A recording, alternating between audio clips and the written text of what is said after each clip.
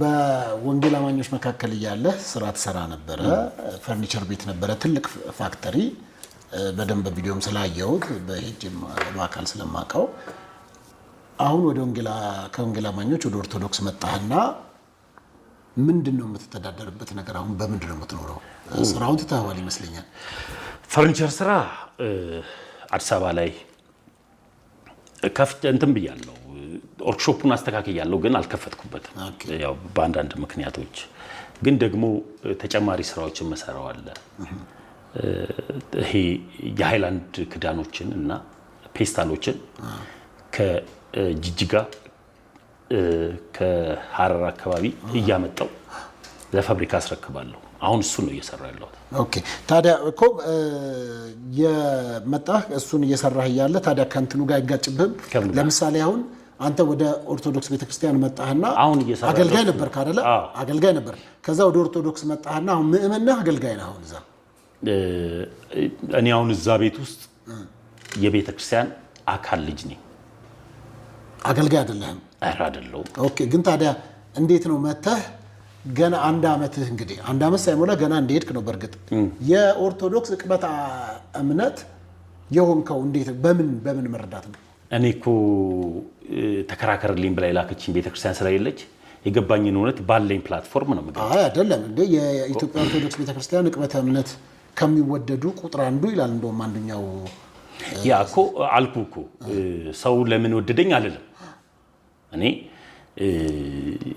ሰው የመውደድ መብት አለው እኔ የመጥላት መብት አለው እኔ የቤተክርስቲያን አካል ነኝ ልጅ ነኝ ወንድም ነኝ ለኦርቶዶክሳዊ ወንድሞቼ የገባኝን እውነት ባለኝ ጊዜ ከስራው ውጪ ባለኝ ጊዜ ላይፍ ከፍቼ አስተምራለሁ የገባኝ ኢየሱስ ይሄ ነው አትሳሳቱ አምልጡ ለሚባል ቀደም በተደጋጋሚ ነገር ያለው አንድ ጥቅስ ሰው በልቡ አምኖ ይድናል በአፉ መስክሮ ይጸድቃል ስለሚል የገባኝ ይሄን ራሱ የምታውቀው ፕሮቴስታንት ሆነ ነው ይሄንን እውነት መናገር ይሄን ቃል የምታውቀው ፕሮቴስታንት ሆነ ኦሬዲ በየመንገዱ ስትናገረው የነበረው ቃል እኮ ነው አሁን ምንም ይሄ የነበረ ነው አሁንም ከነጥቅሱ ከነቃሉ አምጣቃል ለምን መሰለኝ መጠየቅ የፈለገው የትማት ሄድም የትማት ይሄን የጠየቁበት ምክንያት ለምን መሰለ ፕሮቴስታንቶች የመጽሐፍ ቅዱስ ተሸካሚ እንጂ ተጠቃሚ አይደሉም ብለ ቃል በቃል ስትናገር ነበር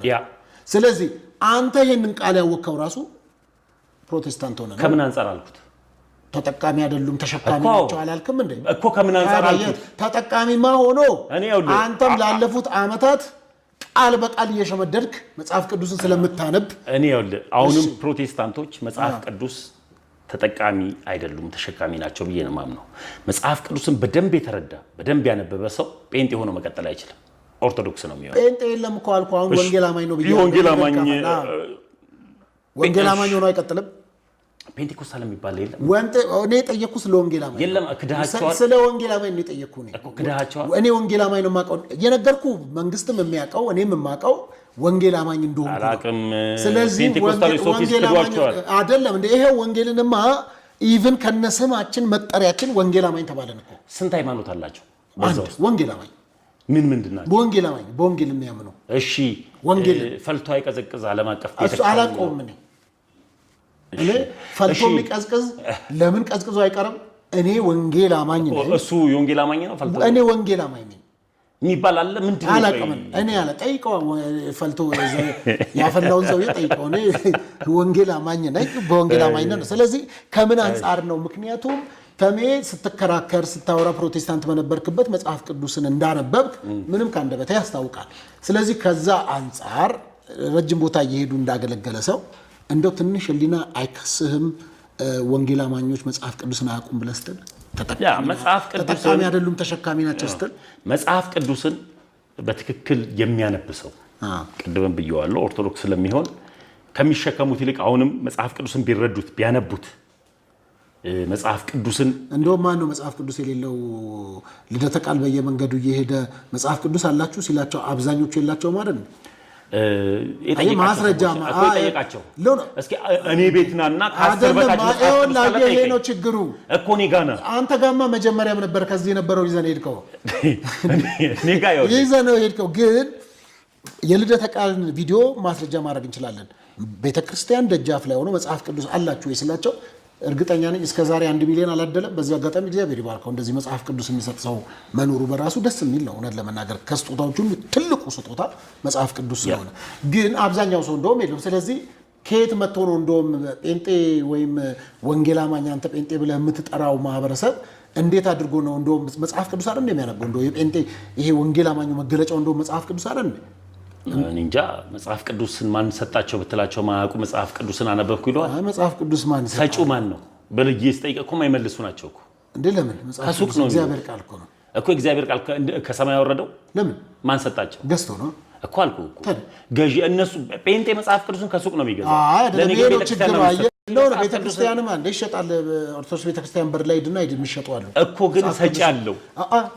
ሰጪ አይደለም እሱም የመጽሐፍ ቅዱስ የኢትዮጵያ መጽሐፍ ቅዱስ ማህበር ይባላል። በነገራችን ላይ ሰጪው መጽሐፍ ቅዱስ መቼ ዓመተ ምህረት ነው የተመሰረተው? እኮ አይደለም ሲታተም እኮ ይሄ መቼ ነው የጀመረው? እኮ ግን መቼ ነው የጀመረው? ማህበሩ መቼ 54 1954 ከ1954 በፊት አላ መጽሐፍ ቅዱስ ማን ያመጣው የነበረው ነው? ያን ከውጭ የመጣ ነው። ከውጭ ከየት መጣ? ከውጭ ሀገር ተተርጉሞ ወደ መጽሐፍ ቅዱስ በምር የተጻፈው በአማርኛ የተጻፈው መጽሐፍ በኦሮምኛ የተጻፈው አይደለም። ታዲያ በጉራግኛ ነው። ትክክለኛው ቅጂ ግዕዝ ነው ለኢትዮጵያ አይደለም። አየህ ቅጂ ነው ስቲል እኮ ቅጂው ራሱ ኢትዮጵያ ውስጥ ሲመጣ ደግሞ ቅጂው ግዕዝኛ ነው። ቅጂ ነው ማለት ግዕዝ የት ነው ያለው? አለቀ። የትም ይኑር ግዕዝ የኢትዮጵያ በግዕዝ ጸልይ ያለ አንተ እንዴ የኢትዮጵያ ቋንቋ ነው። በግዕዝ ጸልይ ያለ አንተ ኦፍ ኮርስ ለምን ጸልይ? ምን ብለህ በእንግሊዝኛ አልጸልይም? እስኪ የትኛው ቤተክርስቲያን በግዕዝ ሲጸልይ ሰምተህ ታውቃለህ? በቋንቋ ነው። አሁን ቋንቋው በብዛት ስለማይነገር ለምን እኮ አይነገርማ። ግዕዝን ስትጠቀምና ስትጠቀምበት አሁንም እየተጠቀመችበት ያለችው የትዋላት ኢትዮጵያ ኦርቶዶክስ ቤተክርስቲያን በጣም ስለዚህ መጽሐፍ ቅዱስ ሰጪ ናት ማለት ነው። የኢትዮጵያ ኦርቶዶክስ ተዋሕዶ ቆይ ወዳጅ አይደለም ሰጪ አይደለም። ግዕዝ ሰጪ ሳትሆን በኢትዮጵያ ውስጥ አይደለም። በኢትዮጵያ ውስጥ ቀደምት የነበረችው የኢትዮጵያ ኦርቶዶክስ ቤተክርስቲያን ነች። ምንም ጥያቄ የለውም። እኔ ልሽራል ዲናይ ላደርግ አልችልም። እየተረዳኝ ነው። ግን በኢትዮጵያ ውስጥ ደግሞ ከዚህ በፊት እኮ የነበሩ ቀደምት በነጃኖይ ጊዜም እኮ ብዙ የወንጌል አማኞች ከውጭ ሀገር እየመጡ ይሰብኩ ነበር። እናታውቅም ኢቭን የግል አማካሪዎቻቸው እኮ ማየት ትችላለህ። ታሪክን ማየት ኢቭን ከነ ፎቶ አላቸው። እነ ቢሊ ግራሃምስ ምናምን እነ ቢሊ ግራሃምስ ሁሉ የት መጡ? እዚህ ኢትዮጵያ ውስጥ ማን የት ቤተ እምነት እነ ጃንሆይ ጋር ቤተ መንግስት ነው የማወራ። ቢሊ ግራሃም ቤተ መንግስት እኮ እየነገርኩህ እኮ ፎቶቸው ሁሉም ቅርብ ጊዜ ልጃቸው እዚህ የመጡ ጊዜ ራሱ ፎቶቸው ሁሉ በደንብ ሲንሸራሸር ነበር። ባዮ ደስ ይለኛል። ቢሊ ግራሃም ግባና ማየት ትችላለህ። ጉግል ላይ ገብተህ ማየት ትችላለህ። ግን ትልቁ ቁም ነገር ምን መሰለህ? በኢትዮጵያ ውስጥ ቀደምት ቤተክርስቲያናት ምንም ጥያቄ የለውም። በግዕዝ ነበረ። አዎ በግዕዝ ነበረ። ነገር ግን ሶርሱ ግዕዙም ራሱ አንተም እንዳልከው ቅጂ ነው። በቅጂዎች እንጂ የነበረው ማንም ለመጽሐፍ ቅዱስን ሰጪ አንዱ ተቀባይ የሆነበት ምክንያቱም ኢትዮጵያ ውስጥ አገር በቀል ሃይማኖት አለ። በክርስትና ምናልባት ካለው ዋቄ ፈታ ይመስለኛል አይደል? አገር በቀል እኔ በአገር በቀል እምነት አላምንም አይደለ? ግን ከዋቄ ፈታ ውጪ ሌላው እኮ አላውቅም እኮ እሱ ዋቄ ፈታም አገር በቀል ይሁን አይሁንም አላውቅም። እኔ በአገር አቀል እኔ ባለኝ መረጃ እኮ አንተ ባለ የኔን ደግሞ ልንገራ እኔ አገር በቀል ሃይማኖት አልተከተልኩምም እንዳለም አላውቅምም። እኔ ማውቀው አንድ ብቻ ነው። ዓለምን በቃላት ይሁን ብሎ ያደረገውን ፈጣሪ እግዚአብሔር ነው። በሱ ከሆነ እንስማማለን። ስለዚህ እኔ አገር በቀል ሳይሆን ዓለምን የፈጠረን በሱ ከሆነ እንስማማለን። የዓለምን ፍጥረታትን ሁሉ የፈጠረን አምላክ እንዳለ ብቻ ነው ማለት። ሌላው ኢየሱስ ክርስቶስን እንዴት አስቻለው? ሲሰብከው የነበረውን ጌታ የቀመሰውን መንፈስ ቅዱስ ያገለግለውን ጌታ እንዴት አድርጎ ነው በዛ ጌታ ላይ ሌሎችን ጌቶች አድርጎ የደረበው ብለው የሚያነሱ የተለያዩ ኮሜንቶችን አንተም በውስጥ መስመር እንደሚደርስህ አውቃለሁኝና ከዚህ አንጻር እስቲ ምን ትላለህ አንተ? ኦርቶዶክስ ከኢየሱስ ውጪ የጨመረችው አካል የለም አለ ብሎ የሚከራከረኝ ካለ በፈለገበት ሳለ ይነጋገር ከኔ ጋር። ለምሳሌ የገባኝን እውነት ማንንም አልጨመረች። ኦኬ እንደዚህ ላድርግልህ። በቀጥታ ልጠይቅህ፣ የአዲስ ኪዳን መካከለኛ ማን ነው? ክርስቶስ። ይማልድልህ እሱ ነው? አዎ። ያስታረቀ እሱ ነው? አዎ። ከራሱ ጋርም ታረቅ ያለው ደግሞም ከአባቱ ጋር ማስታርቁ ለአንዴና ለመጨረሻ ጊዜ ሌላ አማላጅ የለም። መች ላይ እንዴት መች ላይ እኮ መች ላይ አሁን ጥያቄ መች ላይ ክርስቶስ ኢየሱስ ማማልዶናል እኮ አላማለደንም ብሎ አቋርጥ አስተምርም እኮ እኔ አሁን ኦርቶዶክስ ነው አይደል? ያንተ ነው የጠየቅኩ ያለው። ስለዚህ የአዲስ አሁን ለምሳሌ ቆይ ፓስተር ያን ጊዜ የኔን አይደለም የምጠይቀኝ። እኔ የኔ የምለው ታሪክ ወይም ደግሞ የኔ የምለው ትምህርት የለም። የተማርኩትን የቤተ ክርስቲያንን መረዳትን ግን ነግርሃለሁ። እሺ ንገረኝ። ኢየሱስ ክርስቶስ አማልዷል? አዎ አማልዷል። በመስቀል ላይ የተንጠለጠለው ክርስቶስ ኢየሱስ ነው። ከራሱ ጋር ማስታርቆናል፣ ከአባቱ ጋር ማስታርቆናል። አሁን ግን መጥቶ ግን የሚለማመጥልን ሄዶ ከአብ ዘንድ ይቅር በለው ተመስገን እያለ የሚንበረከክልን የሚለምንልን ኢየሱስ ግን የለም። የባህሪ አምላክ ስለሆነ ወልድ ራሱ። ስለዚህ ክርስቶስ ከአባቱ ከአብ ጋር በስልጣን ስለማይተናነስ አሁን ላይ ከሆነ አያማልደኝም እኮ እኔኛ ከሆነ ማውራው ኢየሱስ ክርስቶስ አማልዶኛል እኮ ዛሬ መጥቶ ኢየሱስ ክርስቶስ ድጋሚ አይሰቀልም ለሰው ልጆች።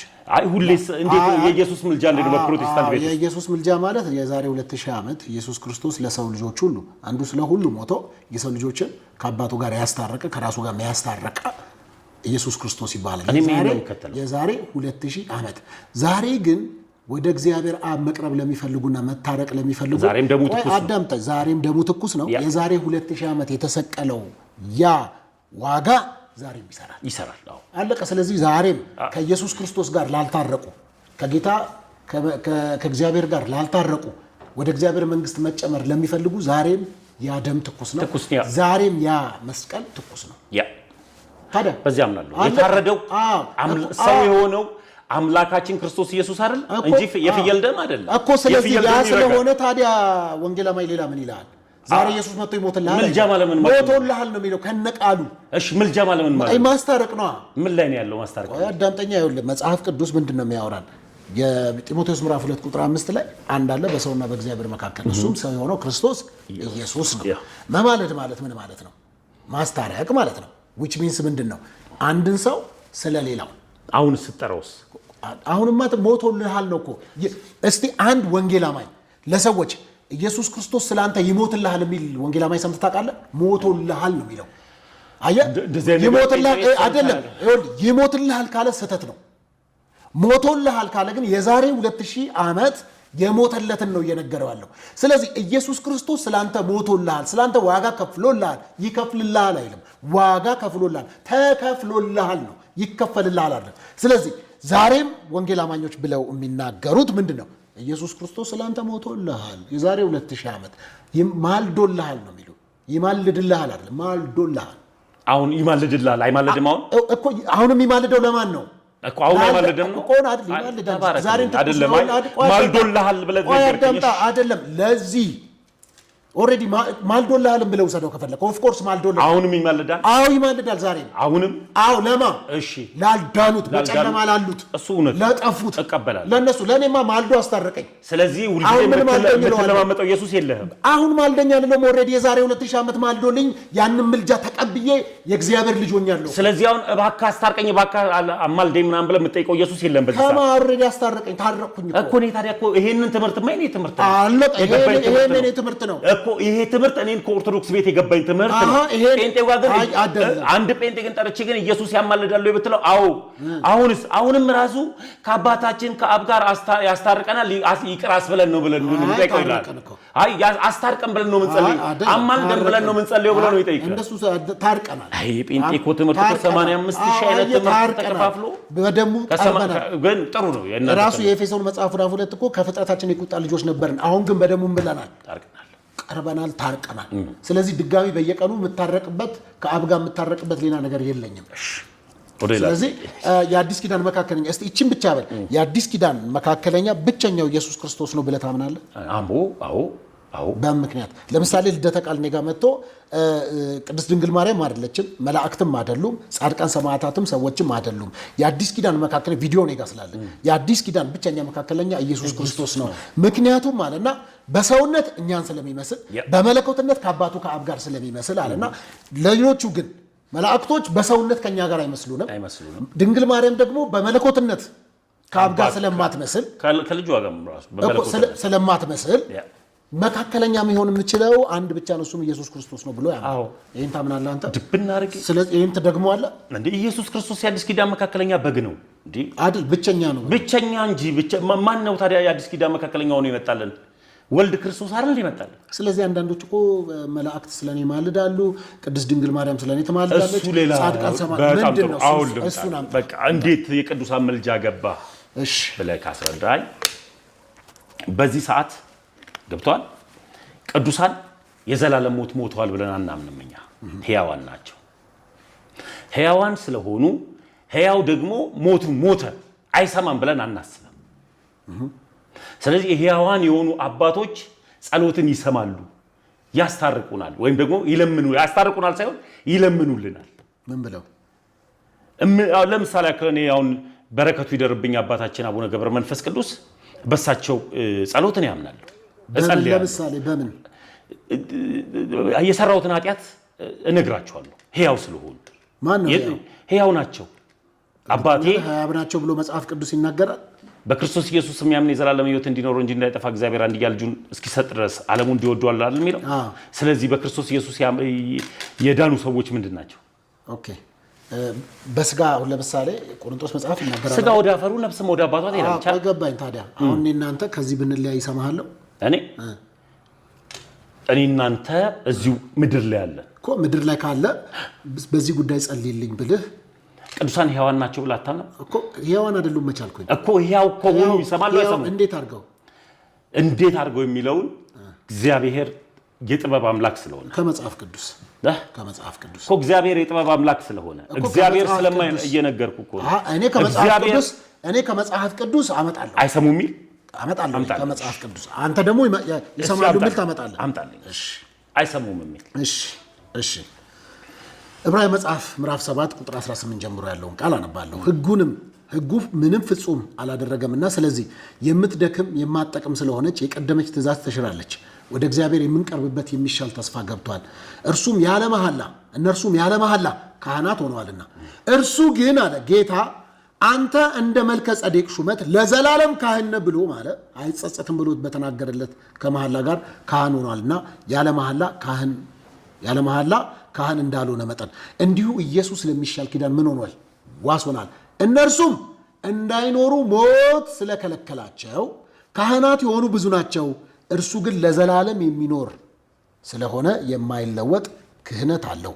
ስለ እነርሱም ሊያማልድ ዘወትር በሕይወት ይኖራል። ስለዚህ ደግሞ በእርሱ ወደ እግዚአብሔር የሚመጡትን ፈጽሞ ሊያድናቸው ይችላል። ያ እኮ ታዲያ ይህንን የሚያወራው ሞት ምን ስላላቸው? ሞት ስላሸነፋቸው። ስለዚህ ካህናት ብዙ ነበሩ፣ ግን ሞተዋል አይደል? ይህንን ግን ክህነት የሚናገረው የክርስቶስ ኢየሱስ ሊቀ ክህነት ቤተክርስቲያን አታምነም እንዴ? ሊቀ ካህን ነው ያነሳውልህ እኮ። የዮሐንስ ክህነትና ወይም የዘካርያስ ክህነትና እነሱ ግን ምን ብለዋል አለ? ሞት ከልክለዋል። በሕግ ዘመን ነው አይደል? ሞት ምን ብሏቸዋል? ክርስቶስ የዘላለም ሕይወት ይሰጣል አይሰጥም? ይሰጣል። ዘካርያስ ለነሱ ሁሉ ዘካርያስ ካህን ነበር? ካህን አልነበረም? ነበረ። ሞቷል አይደል? ዘካርያስ የአዲስ ኪዳን መካከለኛ በግ ነው አይደለም? ስለዚህ ዘካርያስ ካህን ሆኖ ሳለ ክርስቶስ ደግሞ ከዘካርያስ የሚበልጥ ሊቀ ካህን ነው እንዴ? ይህንማ እኮ ታዲያ የክርስቶስ ኢየሱስ ደም ዛሬም ትኩስ ነው ብዬ እየነገርኩ አይደለም ልትለኝ ነው እኮ። ስለዚህ እነሱን ሞት ከልክሏቸዋል። እነሱ ሞት ከልክሏቸዋል ያለው መች ነው ያለው? አንተ አሁን ሰማይ ይሄን ስለ ሕግ እኮ ነው የሚያወራው እኮ። ገባኝ። አንተ አሁን የአሁኑ ጥቅስ ስለምን እንደሚያወራው አንተ አሁን በሕይወት ስታልፍ ጸድቃል አይደል? በክርስቶስ ኦልሞስት እኔ ጻድቅ የዘላለም ሕይወት የለ። ለምን እንዴት ብዬ እንደማመን እኮ አይደለም ስለምታምን ስለማታብራራ እኮ አይደለም እኮ ስለምታብራራለህ ጻድቅ ነህ አይደለ? እኔ በክርስቶስ ኢየሱስ የዳንኩኝ ነኝ እኮ። በክርስቶስ ኢየሱስ ጸድቀሃል። የዳንኩ ነኝ። ጻድቅ አይደለም የዳንኩ ነኝ። ስለ በክርስቶስ ጻድቅ አይደለም። ለምን ትፈራዋለህ? ጻድቅ ቀጥል። ለምን ጻድቅ አይደለም? እኔ ጻድቅ አይደለሁም ነኝም እያልኩ ሳይሆን ላስረዳ። ለምንድን ነው የምትፈራው እኮ? ላስረዳ። አስረዳኝ በለኝ። አይደለም ለምን ትፈራለህ ቃሉን? እኔ በክርስቶስ ኢየሱስ የዳንኩ ክርስቲያን ነኝ እኮ። ጻድቅ አይደለህም። እኔ በክርስቶስ ኢየሱስ የዳንኩ ክርስቲያን ነኝ። ጸድቃችኋል የሚለውን ቃል አትቀበለውም። እኔ ደግሞ አዳምጠኝ። ቆይ ጸድቃችኋል የሚለውን ቃል አትቀበለም። ለማን ያለው? በክርስቶስ ኢየሱስ ላመኑ እኮ። ለነማ? ላመኑ። ሐሳቡ ምንድነው የሚለው? ላመኑ። የጥቅሱ ሐሳብ ምንድነው? ኮንሰፕቱ ምንድነው? ላመኑ። የጥቅሱ ምንድነው? ላመኑ። የጥቅሱ ሐሳብ የመጽሐፍ ቅዱስ አውድ ምንድነው የሚለው ነው። ከመጣም ሮሜ ላይም ሲመጣ አሁን በክርስቶስ ኢየሱስ ላሉት ኩነኔ የለባቸውም እኮ የመጽሐፍ ቅዱስ አውድ። አሁን እኔ እየነገርኩ ያለሁት ተመስገን ድነሃል ወይ ለሚለው ጥያቄ አዎ የዳንኩ ክርስቲያን ነኝ። በቃ የዳንኩ ክርስቲያን ነኝ። ምን ገብቶ እንጂ አልጸደቅም። የዳንኩ ካልኩ ጻድቁ ክርስቶስ አድኖኛል አላደነኝም እኮ። ግን አንተ አልጸደቅም እኮ። ጻድቁ ክርስቶስ አድኖኛል እያልኩ እኮ። የዳንኩ ክርስቲያን ክርስቲያን ነኝ። የዳነ ክርስቲያን ጻድቅ ነው ማለት ነው። ጻድቁ ክርስቶስ እኮ ነው ያዳነኝ እኮ። አንተ አልጸደቅም ወይ? እኔ በክርስቶስ ኢየሱስ የዳንኩ ክርስቲያን እያልኩ አልጸደቅም ወይ? ላስረዳህ። እሱን ሐሳብ ለምን ነው የምትፈራው? እኔ መች ፈራሁት? ላውራው። ጻድቅ ነኝ ካልክ ትፈራለህ። አየህ አይደለም። ለምን መሰለህ ያልገባህ ነገር አለ። ያልገባኝን አስገባኝ። እኔ እንዲገባኛል። እኔ እዚህ ጋር ኦርቶዶክሳዊ ነኝ ስል በትዕቢት የተወጣጠርን እንደፈለገ ምን መጣ ዛሬ ጸድቅ ያለው ብሎ ዝሙት እንደሚሰራ ሰው አይደለም። ዛሬ በቃ ምናምን ሰው ሁሉ ኃጢአትን ሰርቷል የእግዚአብሔርም ክብር ጎሎታል ስለሚል ሁሉም ውስጥ ምን ይመስላልው እግዚአብሔር ክብር ደግሞ የጎደላቸው ደግሞ በክርስቶስ ኢየሱስ ደም ከአብ ጋር ስለሚታረቁ እኔ እንደ ቸርነቱ መጠን ብዬ ነው ማምነው። ድህነት ሂደታዊ ነው ብዬ ስለማምነው አሁን ጸድቅ ያለው ብዬ በዚህ ሰዓት ማወራ እንደ ፕሮቴስታንት ካልቪን አስተምሮ አይደለም ማወራ። ስለዚህ አንተ ላድንም ድድን ትችላለህ አይታወቅም። እንደሱ ብዬ አላምንም። እንደ ቸርነቱ ነው ማለት እንደ እሱማ ቸርነዋ እኮ አይደለም እኮ እኔ መልሴን ተረዳኛ። ችግር እኮ ልረዳ። እንደ ቸርነቱ የሚለው ቃል ኦልሬዲ ቸር እኮ ነው። ቸር ሆኖማ አንድያ ልጁን ሰጥቶ ዓለምን ሁሉ እኮ አዳነ። ቸር ሆኖ ታዲያ ከዚህ በላይ ምን ቸርነት? ስለዚህ እኔም እንደ ቸርነቱ መጠን እኮ አሁን እኮ እንደ ቸርነቱ ገና ወደፊት አይደለም ታዲያ እኮ እንደ ቸርነቱ እኮ አልኩህ እኮ ቸር ከሆነ ልጁን ሰጥቷል ካልከኝ መልሱን እዛው ጋር አግኝተኸዋል። ጥሩ እሺ። ሌላው በጣም የሚደንቀኝ እናቴ ኪዳነ ምሕረት ማርያም ቅድስት ድንግል ማርያም ሚስጥረኛዬ እንደውም በእንባ ነው የምታወራው አንድ ቪዲዮ ላይ ሳይ። አዎ ማርያም እናት ለመሆኗ የጌታዬ እናት አይደለች? የጌታዬ እናት አይደለች? እና የጌታዬ እናት ለኔ ምን ይናት? ስለዚህ አንተ የክርስቶስ ወንድም ነህ። ኦልሞስት የጌታዬ እናት ናት እኮ። የጌታ እናት ከሆነች አንተ ወንድም ነህ ወይ? እሱ እኔ ክርስቶስ ኢየሱስ አምላኬ ነው። ታዲያ የእሱ እናት ከሆነች አንተም ያንተም እናት ከሆነች ሁለታችሁንም እናት ከሆነች የክርስቶስ ኢየሱስ እናትነት በመለኮት ነው እንዴ? በምን በመለኮት እናቱ ናት? በስጋ እኮ። ስለዚህ ማርያም ለአንተ በምንድን ናት? ለእኔ እናቴ ናት። በምን? በመንፈስ። በምድር በመንፈስ የጌታዬ እናት ናት እኮ። የጌታ እናት ናት። የጌታ እናት ከሆነች ለአንተ እንዴት ነው እናት የምትሆነው? እናቴ ናት እኮ። አለበለዚያ አንተ የእሱ ወንድም ነህ። እኔ አላልኩም፣ አንተ ነህ እኮ ያልከኛል እኮ። እኔ እንደ ፕሮቴስታንት ደፋር ዘማሪ አይቻል አቅም ወንድም ጋሼ ደንበላሼ ብሎ እንደዘመረው አላወራ። ንገረኛ። ለዚህ ጋር ነው መጽሐፍ ቅዱስ ላይ ነገርን ሁሉ በልክ እያደረግን እኮ። እሺ አሁን እየተጠነቀቀን የምናወራው ለክርስቲያኖች ጋር ለምን ትሄዳ? እኔ ጠየቅኩት ጥያቄ። ለአንተ እናትህ ከሆነች እሷ የእሱ እናት ከሆነች ወንድማማች ናችሁ። ይሄ ፍልስፍና ጴንጤ ቤት ስላለ እኮ ነው። ወንድም ጋሼ ደንበላሼ መሳሪያ ይዘህ ተኩስልኝ ምናምን የሚል እኮ። ስለዚህ አንተ ነህ እኮ ያልከኝ እናቴ ነች አልክ። የጌታህም እናት ነች፣ የሁለታችሁም እናት ነች። ለእኔ እናቴ ናት፣ ለእሱም እናቱ ናት። ለእኔ እንዲሁም ሚስጥረኛዬ ናት፣ አጽናኛዬ ናት። አይደለም ቆይ፣ ለእሱም እናቱ ናት በስጋ ለአንተስ? ለእኔ እናቴ ናት። በምን? በመንፈስ። ምን ማንም በመንፈስ? የድንግል ማርያም መንፈሳዊ እናትህ የድንግል ማርያም ለእኔ ዘላለማዊ ናት ብዬ ስለማመን ወይም ሕያው ናት ብዬ ስለማመን እናቴ ናት። አሁንም ትሰማኛለች ጸሎቴን ብዬ አምናለሁ። ቅድም እሱን እኮ ጨረስን እኮ አልኩ። አሁንም እኮ እሱንማ ጨረስን። ስለዚህ እናቴ ናት እኮ። በምንድን ነው የምታወሩት? ሚስጥረኛ ነው። አሁን ለምሳሌ መጽሐፍ ቅዱስ ልሳንን የሚናገር ከአምላኩ ጋር ሚስጥርን ያወራል ይላል። ወይም ደግሞ ከእግዚአብሔር ጋር ሰዎች ሲጸልዩ ሚስጥርን ያወራሉ። አንተ በምንድን ነው ከእሷ ጋር ሚስጥርን የምታወራው? ማርያም ከቅዱሳን የተለየ ስላልሆነች ጸሎትን ሰማለች ብዬ አምናለሁ።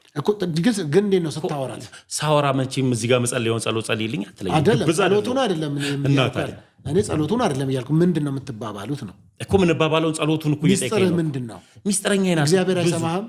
ከእግዚአብሔር የተሻለ እግዚአብሔር ሰሚ ታዲያ አዳማጭ አድራጊ ነው እኮ። ለምሳሌ እኔ አልሰማም ካልኩ ካሜራማኔን አማራጭ ትፈልጋለህ። እግዚአብሔር ከሰማ ለምንድን ነው ወደ ሌላ መሄድ የፈለግከው? እኔ እናቴ ሚስጥረኛ ናት አልኩ እኮ። ለምን ወደ ሌላ መሄድ ፈለግ? ከተመቸህም ተመቸ፣ ካልተመቸህም አልተመቸ። የኔ የግል አቋም ነው። የኔ የግል አቋሜ እናቴ ናት፣ ሚስጥረኛ ናት፣ ጓዳዬ ናት፣ ሳለቅስ እንባዬን የምታብስ ናት፣ ሲከፋኝ የምታጽናናኝ ናት። ለእኔ እግዚአብሔር የት ሄዶ? እግዚአብሔርማ እኮ አያጽናናኝም አልኩ። አወራሁኝ ግን ለእኔ አልኩኝ ደበረ ማርያምን አጽናኛና ስላልኩኝ እኔ ደበረህ መች አልኩኝ። መርህን እኮ የማወራው ከደበረህም ካልደበረህም ለእኔ እናቴ ናት አልኩ። ለአንተ ድንግል ማርያም እናት አይደለች? መጽሐፍ ቅዱስ ማስረጃ አለ። እናቴ ናት፣ ዘላለማዊ ናት እኮ። መጽሐፍ ቅዱሳዊ ማስረጃ ስጠኝ ነው። እኔ መጽሐፍ ቅዱስ ብቻ ብዬ ማምን ፕሮቴስታንት አይደል? እሺ ከምንድን ነው የሰማኸው? እኔ ከቤተ ክርስቲያን መጽሐፍቶች። ከቤተ ክርስቲያን መጽሐፍቶች። ኦኬ ጥሩ። ሌላው እንግዲህ ጥያቄዎችን እየጨረስኩ ስለሆነ ሀሳቦችን እናነሳለን። ስጋና ደሙን ወሰድክ እንዴ? ያው ስጋና ደሙን ወሰድክ። ኦኬ። ስጋና ደሙ ከተወሰደ በኋላ ያው ከሰዎች ጋር አይገናኝም ማለት ነው። መቆጠብ ምናምን አለ ይመስለኛል። እኔ በልጅነቴ ነው በእርግጥ የወሰድኩ። ስጋና ደም ስትወድ ውሃ አይነካህም፣ ሰዎች አትጨብጥም፣ አፍህን የመሸፈን ነገሮች አሉ ምናምን። እነዚህ ይሄ ዶግማ አይደለም። ምንድን ነው? ቀኖና ነው። እሺ ቀኖና እኮ እሺ ታደርጋለህ። ኦኬ ታዲያ ከምን ጋር ይሆናል?